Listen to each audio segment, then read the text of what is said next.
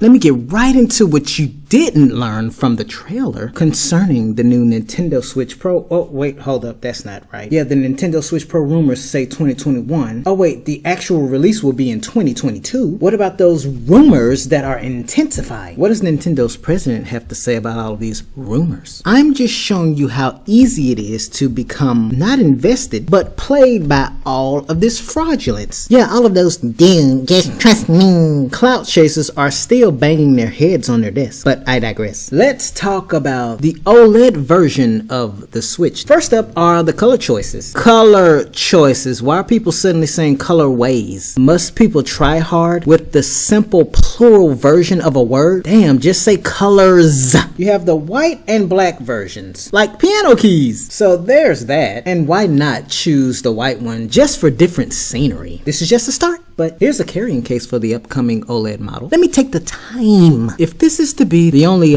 positive thing I say about the OLED Switch, this dock not only looks incredible, I guess because it's white, but it really looks like it's worth the $90 price tag that Nintendo actually expects you to pay for the OG Switch's dock, which is nothing more than a USB-A hub with Nintendo's seal of quality on it. But what else are you getting as I look at that price tag? Well, obviously, unlike the LCD screens in the other Switches, you're getting a 7-inch OLED screen that still pumps out a 720p resolution. Even more satisfying than that, in my opinion, is the fact that OLED Switch owners can finally declare that they have an actual kickstand on their Switch. Look at that thing compared to, well, whatever the fuck they call themselves going for here. And look at that, Nintendo is beside themselves, bragging about how intuitive an actual kickstand on their gaming hardware is. Here's another big one. You get a built-in wired LAN port on the OLED model's dock. You get double the internal storage. Oh, look at that, guys. They didn't declare what kind of enhanced audio you get, but you get enhanced audio as well. I mean, it's no Dolby Atmos, I'm sure, but it's always good to see another feature that they could have implemented in the previous iterations of their gaming hardware. But let's see some actual specs here. What is the extra $50 going towards exactly? Alright, let's see. No one gives a fuck about the size, the weight. We know it has an OLED screen, but with the same ancient 720p resolution in 2021 or 2017. What? You mean to tell me they didn't upgrade the processor? I'm pretty sure it would have been way more than just $50 extra tacked onto its price tag compared to the OG Switch, if that were the case. The same wireless capabilities. Oh man, look at all of this. Everything is exactly the same, including the battery life and how long it takes to charge. Now it's worth noting, with an OLED screen, I find it impressive, regardless of what the power management is in the OLED model, that you can manage to get the same battery life out of the OLED model, which of course is perfectly comparable to the version 2 OG Switch. The difference is stopped at the amount of internal storage you get, ladies and gents. Are you surprised? As much as you're surprised that Nintendo didn't drop a 4K model? If you play exclusively in docked mode with your Switch, this is an absolute waste of money. I think you already know that. At least you should. Let's run down a few examples. First of all, you're not going to give a shit about an OLED screen on your Switch, especially when it outputs the exact same dated 720p resolution as the previous Switch models. Woohoo, you just got an OLED screen. But I'm pretty sure that most people, especially when they play their Switch docked exclusively or for any significant amount of time, at least has a 1080p OLED TV to begin with. So why spend $50 more just to get a 720p OLED panel on your Switch? I commend the actual kickstand. That's probably more of a highlight because Nintendo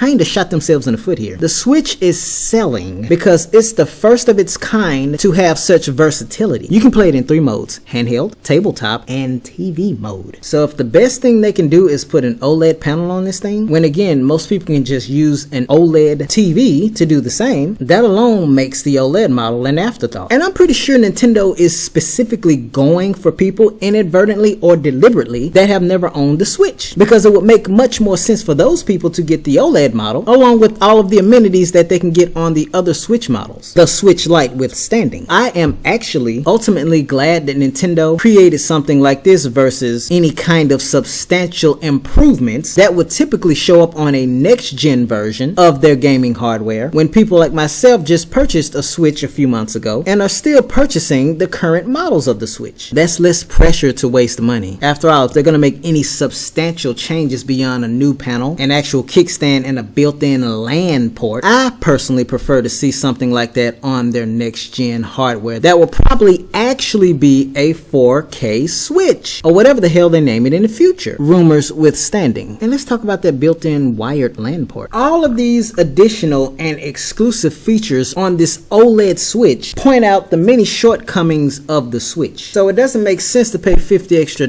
just to enjoy them exclusively on a brand new Switch when people are already invested in previous models. Think about it. This may truly be more impressive than the OLED panel and actual kickstand on the OLED Switch. But you know what else is a black reality? The fact that people most likely already invested in a LAN for the existing Switch models or model that they own, knowing that alongside their paid but mediocre online service, a LAN not only makes more sense, but it's just much more of a stable and enjoyable experience. Them doubling down on the internal storage is impressive, but like the previous models, they all support expandable storage, which is a lot more than you can say for cell phones these days. So there's that. Woohoo, enhanced audio. I honestly can't get too excited for this because again, it's not like it's Dolby Atmos, and my Switch is loud enough. So until I get to the point where I need hearing aids, but this looks oddly familiar, doesn't it? Yeah, we're halfway there compared to this setup. Remember every single iteration of the 3DS? 6 to be exact. There's actually 4 different iterations of the Switch. You have the first and second edition OG Switch, the Switch Lite, and now this upcoming OLED model. And the similarities couldn't be more apparent. Alright, we have the OG 3DS. The 2DS is literally a tablet version of that without 3D. Even the crappy battery life manages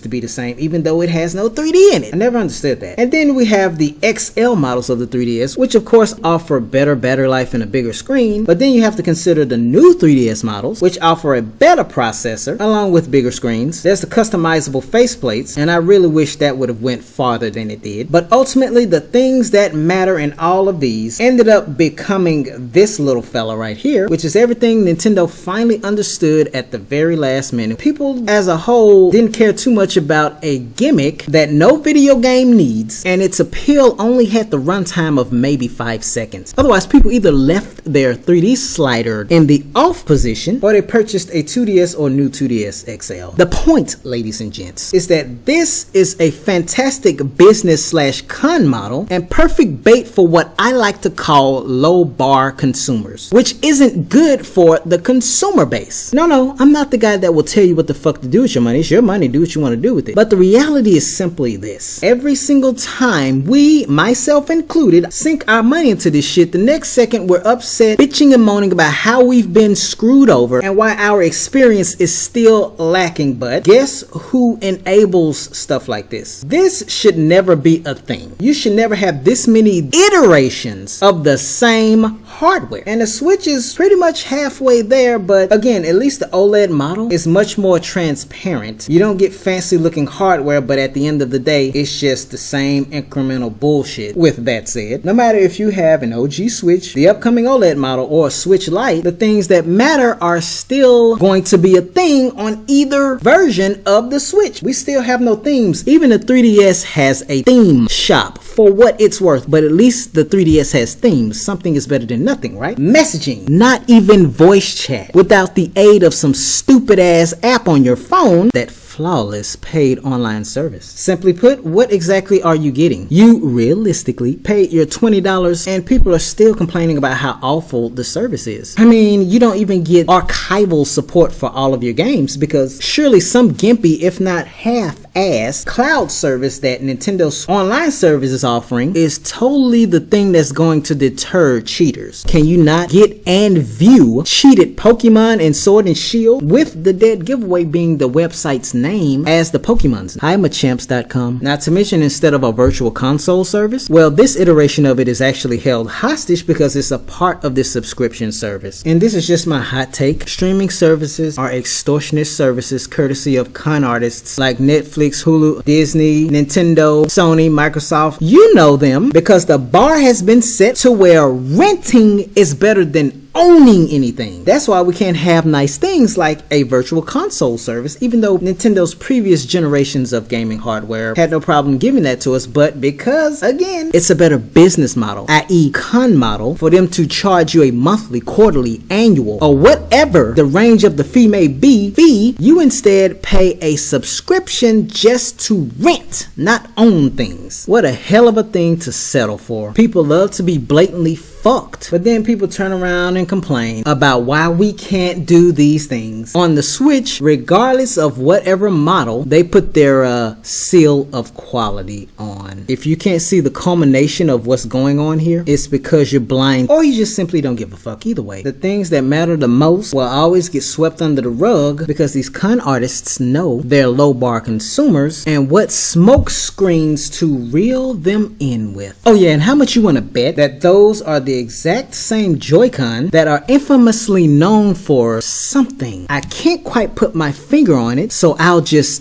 drift away from this obvious sarcasm.